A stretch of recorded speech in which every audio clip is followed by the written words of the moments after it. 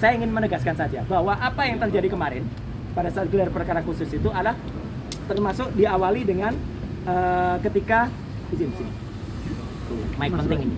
Nah, termasuk ketika kami juga menyerahkan ya hasil research yang sudah diterima langsung ya oleh Pak Dirreskrim ya Pak Iman Imanuddin, yaitu kenapa kami melakukan analisis ijazah yang 99,9% palsu ya. Dan saat itu juga saya terangkan, jadi kami itu ya, saya, Dr. Rismon, Dr. Tifa itu mempresentasikan, dan pada saat presentasi tidak ada sanggahan apapun ya. Jadi detail banget soal mulai dari kausa prima, kemudian sampai dengan ketika kami melakukan analisis kebohongan terhadap Andi Aswan yang dia hanya menggunakan postingan Dian Sandi, sampai dengan UGM yang ternyata hasilnya adalah logonya dirusak oleh Aswan, oleh siapa namanya, si Andi Aswan ya. Ketika itu sebenarnya diposting oleh Dian Sandi. Ini sudah diterima langsung waktu itu oleh Pak Dirreskrim Pak Iman Imanuddin. Izin titip. Nah, apa yang tadi disampaikan untuk sama-sama teman-teman semua itu membayangkan di dalam, inilah map hardcover yang waktu itu ada. Jadi artinya map ini keras dan ini sama sekali tidak keluar dari plastiknya. Ini ketika orang namanya Wahyudi, ini adiknya Iriana, waktu itu menyerahkan kepada Mabes Polri. Kondisinya seperti ini. Bahkan yang aneh sebenarnya, kalau saya perhatikan, di map ini noktah atau kotoran yang ada di sebelah kiri ini tidak terlalu nampak. Kemarin tampak sekali. Saya jadi berpikir, apakah ini barang yang sama? Jangan-jangan ada barang yang lain. Jangan-jangan sekali lagi. Karena di sini sama sekali nggak ada watermark, sama sekali nggak ada emboss. Kenapa? Karena waktu itu kita belum mempermasalahkan watermark, belum mempermasalahkan emboss. Jadi jangan-jangan ada modifikasi lagi yang dilakukan terhadap ijazah yang ada di sini. Kenapa? Karena watermark dan embossnya itu tipis sekali, dan itu hanya secara grafis, secara visual, tidak bisa kami raba. Ya, karena itu sangat mungkin. Kenapa tipis? Karena kalau tebal nanti menimpa semuanya lagi. Nah, nanti saya jelaskan. Kenapa saya bisa melakukan analisis ini? Izin. Saya terangkan ya, mohon maaf sekali lagi, jelek-jelek gini. 30 tahun yang lalu saya adalah juara nasional lomba fotografi. Juara nasional loh, juara 1. Ya, lomba fotografi nasional Piala Parpostel. Pada saat tahun yang sama saya juara 1 lomba perkebunan, foto perkebunan, dan juara 2 lomba iptek Piala Pak Habibie waktu itu. Ya, dan saya juga orang yang tidak hanya berkutat di dunia fotografi motret. Saya adalah orang sejak SD. Sekali lagi, sejak SD, sejak tahun 78, saya sudah mencetak foto di kamar gelap sendiri di rumah saya di Pakualaman. Jadi saya mengerti betul apa itu fixer, developer, kemudian pengembang dan lain sebagainya. Jadi foto itu bisa kita cetak sendiri, tapi kemudian hasilnya pun tergantung kualitas bahan kimianya.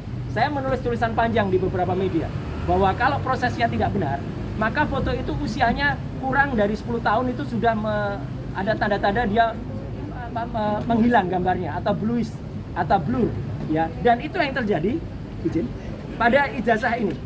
Yang kemarin kita lihat seperti ini. Fotonya sangat jelas, sangat tajam. Sekali lagi saya pastikan, 99% tidak mungkin foto ini dibuat 40 tahun yang lalu. Cetakan ini dibuat 40 tahun yang lalu. Kalau cetakannya dibuat kira-kira baru sekitar 10-15 tahun yang lalu mungkin. Karena sangat kontras, Pak. Sangat kontras. Tidak mungkin foto sangat kontras ini. Apalagi dulu di Jogja hanya ada beberapa studio foto profesional yang saya sebutkan dalam tulisan panjang saya. Ada Star, ada Huasin, ada Likong, ada Arta Duta, Joni Endarta, Heri Gunawan dan sebagainya. Kita sebagai mahasiswa nggak kuat untuk nyetak di situ. Kita nyetaknya di gerobak-gerobak cetak pinggir jalan dengan lampu petromak. Itu tahun 85. Iya, dan mahasiswa yang nyetak di sana biasanya nyetak pas fotonya pada saat itu jadi. Tapi lihat 10 tahun, 20 tahun lagi, pas fotonya hilang, sudah memburam. Ijazahnya Bang Resmon saja yang kira-kira usianya baru 20 tahunan aja, gambarnya sudah memudar, sudah nggak kelihatan lagi itu Resmon atau tidak. Ya, jadi di sini kelihatan benar bahwa ini sangat tidak mungkin. Dan apa yang tadi dikatakan kelihatan emboss dan juga watermark, itu hanya secara grafis. Watermark itu kalau dia ijazah benar, dia sangat tajam seperti ini, maaf. Nah, ini ijazah benar ini. Watermarknya nampak betul, embossnya pun juga nampak betul dan bisa diraba. Bagaimana kita bisa meraba kemarin ya? Ijazah itu ada dalam stop map dan ada plastiknya. Sekali lagi tidak bisa dikeluarkan atau tidak boleh dikeluarkan. Kalau dikeluarkan kita bisa intip ketebalannya kira-kira berapa itu kita bisa intip karena harusnya tebal, tidak setipis itu ya teman-teman. Dan kemarin izin, ada yang aneh, bagaimana bisa Polda Metro memastikan dua ijazah ini identik. Ini dari versi Mabes Polri pada tanggal 22 Mei. Ini pada tanggal kemarin di Polda Metro kira-kira. Coba lihat, mana yang identik? Ini dikatakan identik. Yang satu saja sudah jelas, satu terlipat. Hitam putih. Dan proporsif. Kalau ini malah logonya proporsif. Segi 5. Kalau ini logonya pating pletrot. Ya, artinya logonya tidak benar karena ini hasil ditarik-tarik. Jadi itu jelas ya, secara teknis saya tetap mengatakan, dan itu langsung saya seperti Bang Rostam ketika lihat itu saya langsung lihat 99,9% palsu. Ya, tetap satu sangat kontras, kedua watermark tidak bisa kelihatan ya secara jelas ya. Ada tipis-tipis tapi itu kayaknya hasil reprinting ulang. Kemudian emboss sama sekali nggak bisa dirasakan. Emboss itu harus dirasakan. Dan yang paling penting juga ini bagian yang kedua. Ada kebohongan yang kemudian kemarin tampak. Kalau Polda Metro telah mengatakan bahwa bentuk fisik kertas ini telah disita pada tanggal 23 Juli 2024. Setidaknya ada beberapa kebohongan. Kebohongan pertama dilakukan oleh orang namanya Judi Ari. Ya, gitu. Saya mengatakan bukan Budi Ari, Judi Ari. Ya, gitu. Pada tanggal 24 Oktober bersama dengan Freddy Damanik. Yang itu mengatakan kalau ijazahnya asli. Budi Ari mengatakan begitu. Damanik juga mengatakan, bahkan menyebut nama saya. Kalau soal ijazah tanya Roy Suryo aja lah. Gitu. Dia mengatakan itu di depan sumber. Dan dia mengatakan asli. Dan kemarin berusaha berbohong di salah satu TV swasta. Freddy Damanik mengatakan, saya mengatakan scan. Saya putar langsung rekamannya. Ini. Tapi kemudian Mbak Elvira waktu itu tidak menunjukkan karena yang diputar adalah TV lain. Ya, tidak diputar di TV itu. Tapi artinya apa? Dia tidak mengatakan scan, dia mengatakan ijazahnya asli. Itu kebohongan pertama, dilakukan oleh Budi Ari dan Freddy Damanik. Kebohongan kedua, dilakukan oleh namanya Andi Aswad pada tanggal 19 dan 25 November yang telah mengakibatkan kerugian material pada seseorang, namanya adalah Michael Sinaga. Wah, itu orangnya. Dia sudah melaporkan dan sukses, teman-teman. Ya, harap diingat. Andi Aswad sudah timbul LP karena mengakibatkan kerugian material pada seseorang yang harus hadir di acara itu, tertarik hadir dia karena disebutkan ijazah asli scan. Ternyata palsu, bukan scan. Dan kerugian dan kebohongan ketiga dilakukan oleh siapa? Joko Widodo sendiri. Pada tanggal 9 Desember ada sebuah wawancara khusus yang disiarkan oleh TV. Nah ini, ya, nggak usah disebut TV-nya ya, gitu. Dia mengatakan di rekaman itu ketika diwawancara oleh Mbak Friska Clarissa, ya, dia mengatakan ijazahnya saya pegang kok. Gimana ijazah bisa dipegang? Semenjak 23 Juli sudah disita Polda Metro Jaya. Dan dia mengatakan ijazah sudah dipegang itu pada wawancara khusus eksklusif yang baru ditayangkan tanggal 9 Desember. Jadi setidaknya ada tiga pihak yang melakukan kebohongan pada tanggal 24 Oktober, pada tanggal 19 dan 25 November, dan pada tanggal 9 Desember. Gitu ya, itu dikhususkan. Jadi sekali lagi teman-teman semua, saya bisa pastikan sekali lagi 99,9% ijazah yang kemarin disampaikan pada gelar perkara khusus itu adalah palsu. Dan nggak apa-apa kalau tadi rekan Kosinudin sedikit slip of tongue, biasa ya. Namanya wakil rektor UGM saja slip of tongue mengatakan Joko Widodo sukses telah lulus dari Fakultas Kedokteran. Ya, Mas Kosinudin tadi mengatakan ini ijazahnya siapa si Joshua, ya tipis lah antara ijazah dengan jenazah, ya gitu. Ya kan sama-sama azah. Kita juga punya lawyer namanya Azam kan. Nah itu ya. Ya, nah itu Azam kan. Jadi artinya ya kami insya Allah kalau ini tidak slip of tongue. Jadi kami semua ketika gelar perkara khusus itu benar-benar melihat bahwa pada saat gelar perkara khusus kami tidak melihat dengan jelas yang namanya watermark ya. Kalau ada itu grafis. Emboss tidak bisa emboss itu harus diraba. Bagaimana kami bisa memegang meraba itu tidak dikeluarkan. Dan kalau ada tangan seseorang yang katanya kami bisa meraba menembus, apa bisa tangannya menembus? Nggak mungkin tangan itu menembus begitu ya, nggak mungkin, karena tangan yang menembus itu adalah dia harus masuk ke dalam plastik. Tidak mungkin tangan itu bisa masuk ke dalam plastik dan kemudian menembus macam itu. Susah kemudian kalau melakukan itu gitu ya. Jadi artinya kecuali dia bilang mungkin ijazahnya pendek tapi ijazahnya juga bisa panjang. Itu itu baru bisa ya. Itu baru keluarnya pendek dan panjang. Tapi kalau namanya ijazahnya tangannya bisa menembus, sama sekali tidak mungkin. Saya kira itu ya penegasan dari saya. Ya. Hari ini datang ke Reskrim Polda Metro Jaya menindaklanjuti apa yang kemarin sudah disampaikan melalui media berupa rekomendasi gelar perkara khusus, yakni dalam salah satu statement dari Direktur Kriminal Umum Polda Metro Jaya bahwa rekomendasi dari bagian pengawas penyidikan Polda Metro Jaya dalam gelar perkara khusus adalah menindaklanjuti proses penyidikan. Artinya penyidikan dilanjutkan dan dalam konteks itulah kami datang kemari. Pertama yang kami inginkan adalah nanti melalui surat yang resmi kami kirimkan adalah rilis resmi surat yang dikirim oleh bagian pengawas penyidikan kepada kami.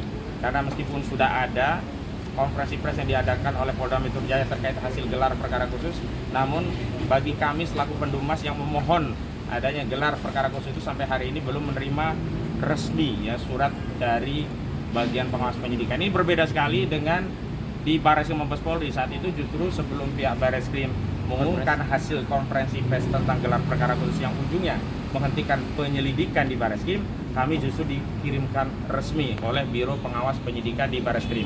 Mungkin ada perbedaan tindakan ya dari sisi profesionalisme, tentu karena kita mencintai institusi Polri, kita ingatkan bareng-bareng. Yang kedua yang paling penting adalah hari ini kami dalam konteks datang untuk meminta agar diadakan tes laboratorium forensik yang bersifat independen, yang hasilnya itu bisa kredibel, akuntabel, transparan, dan ini bisa dipertanggungjawabkan oleh para pihak dan tidak ada lagi pihak-pihak yang mengklaim itu tidak mewakili aspirasi begitu. Karena begini, kemarin saat gelar perkara khusus memang di luar agenda tentang penjelasan tahapan penyidikan, bukti-bukti apa saja yang telah disita, berapa saksi, berapa ahli yang dilakukan oleh penyidik Polda Metro Jaya, kami setelah melakukan diskusi panjang akhirnya diberikan izin akses untuk diperlihatkan bukti yang itu konon sebelumnya diperlihatkan oleh saudara Joko Widodo kepada relawan Projo saat itu Budi Aris Setiaji dan yang lainnya begitu. Jadi akhirnya ya bukti itu diperlihatkan kepada kami berupa apa? Pertama dokumen S1 UGM, yang kedua dokumen SMA. Jadi kemarin konteksnya adalah untuk mengkonfirmasi atau memastikan bahwa bukti itu benar telah disita oleh penyidik Polda Metro Jaya dan tidak dalam penguasaan saudara Joko Widodo dan tidak pula diperlihatkan kepada Projo saat di Solo di bulan Oktober yang lalu.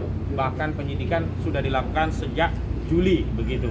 Nah selanjutnya kami ingin meluruskan framing di tengah masyarakat seolah-olah dengan ditunjukkan bukti itu perkara menjadi selesai, seolah-olah itu adalah proses konfirmasi kehasilan ijazah. Keliru.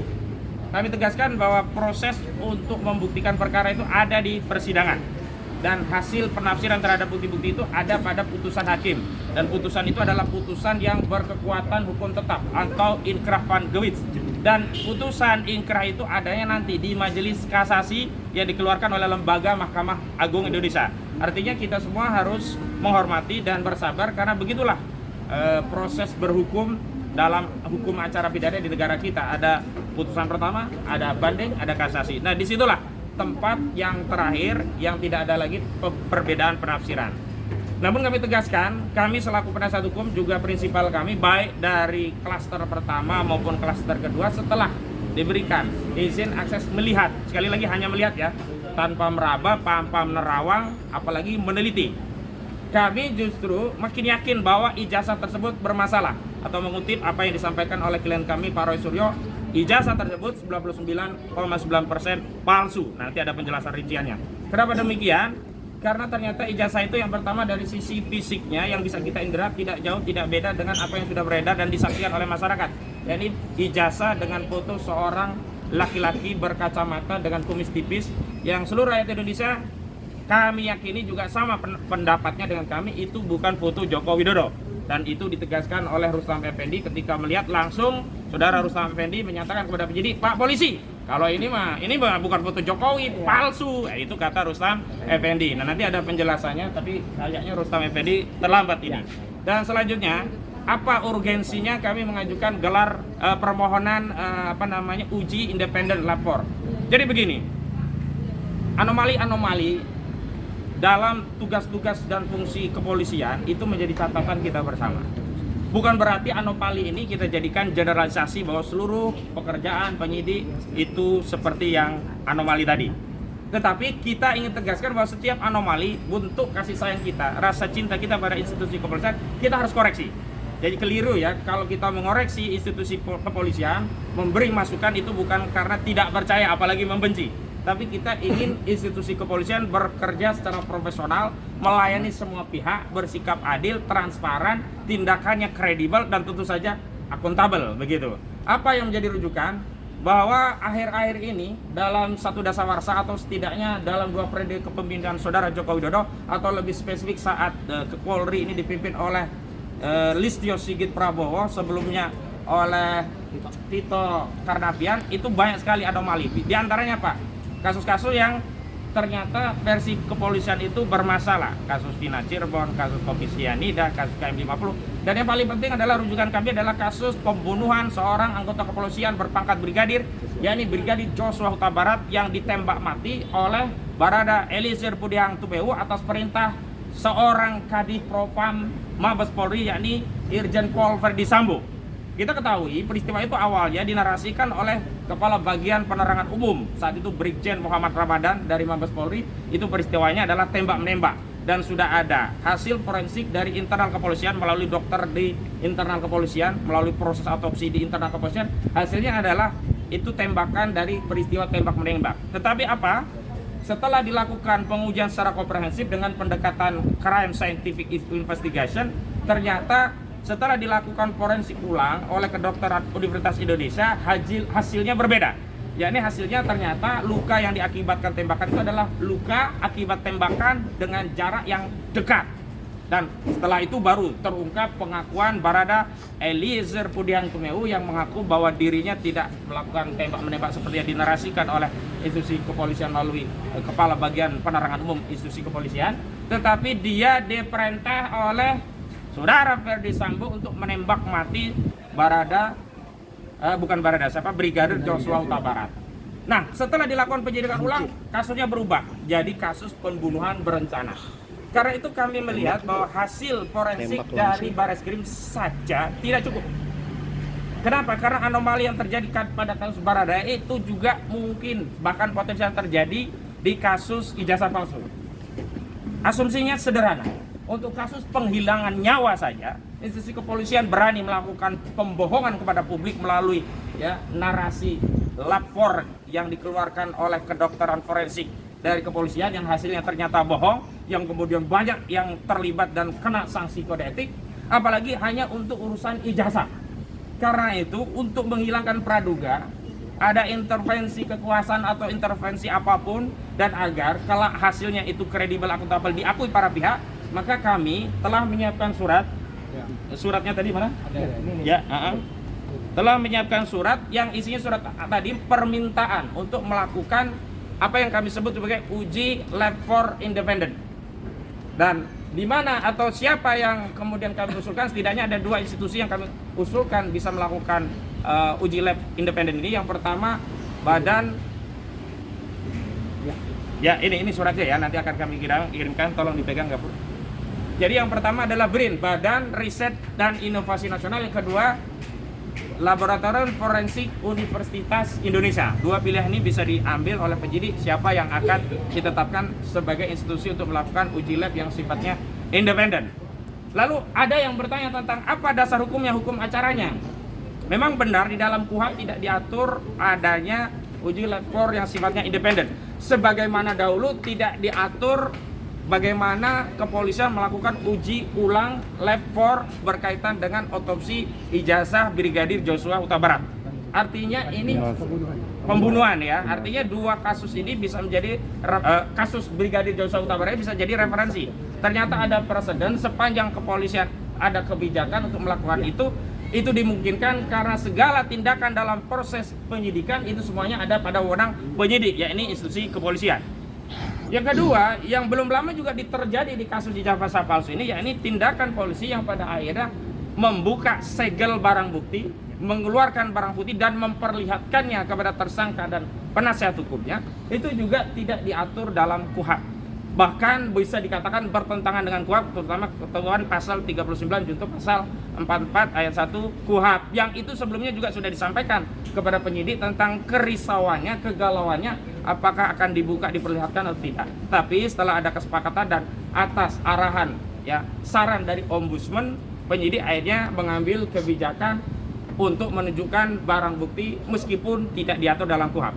Nah, karena itu dalam konteks ya tes laboratorium forensik independen ini kebutuhannya hanya satu saja, tinggal kebijakan dari kepolisian apakah akan bersikap bijak dengan menyerap aspirasi masyarakat yang hari ini juga ragu-ragu, bahkan makin yakin ijazah itu palsu. Karena apa? Setelah diketahui bahwa fotonya sama dengan yang ada di tengah masyarakat, yang masyarakat meyakini mustahil itu foto Joko Widodo. Mengutip apa yang disampaikan oleh Rustam Effendi ya, itu bibir bukan bibir Jokowi, itu mata bukan mata Jokowi, itu alis bukan alis Jokowi, bahkan kumis tipis itu mustahil milik Joko Widodo begitu.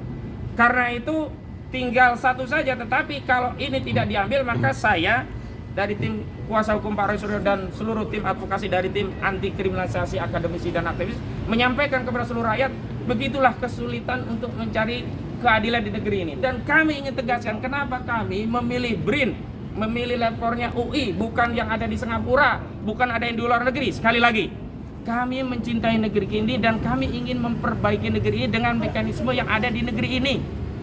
Kami tidak ingin aib ini kami bawa ke dunia internasional sehingga diketahui oleh lapor dari dunia internasional. Cukuplah ya, kita selesaikan dengan mekanisme yang ada di internal kita.